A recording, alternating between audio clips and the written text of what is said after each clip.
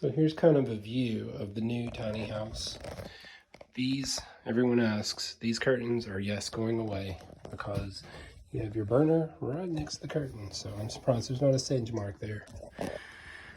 But here is a vinyl window. We have this little space right here, and I need to measure. It looks like it's about 10 inches. And then this is kind of a nice, this is a little seating area where you could put a couple of bar stools and have internet connection, or a little office space. This one is going away. The sofa is, because it does not turn into a bed. So we're getting a new sofa there.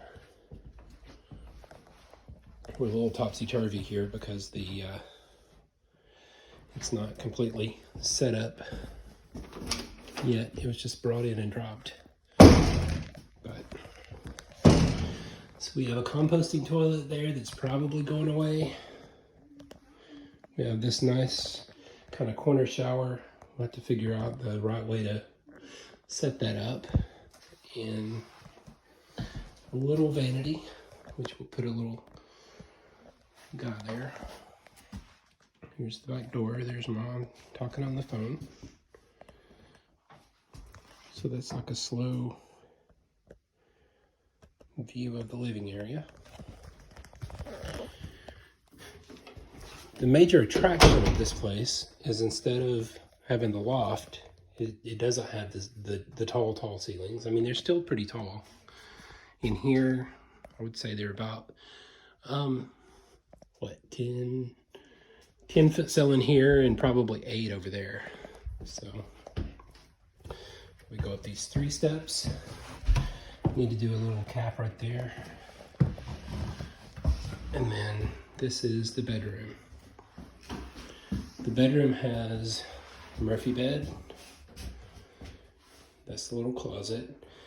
So I'm of two minds: either to get rid of the Murphy bed and use these little shelving units somewhere, or keep the Murphy bed and put a little Murphy table there, and put a little Murphy chair here. Not really a Murphy chair, but you know what I mean. And go right there to the, have a little fold out table right here that would come up. So you could use this space when you weren't, when you had the bed put away. But that, to me, that's the only usable kind of thing. If we were going to keep the Murphy bed, any reason to put up the Murphy bed would be something there that would pop out. This window needs to be replaced.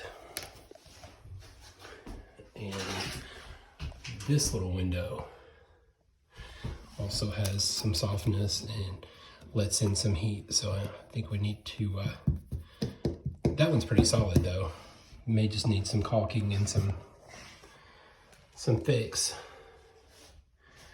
But so far, what I can tell, that window is the only thing that I really need to replace for it to be livable / usable.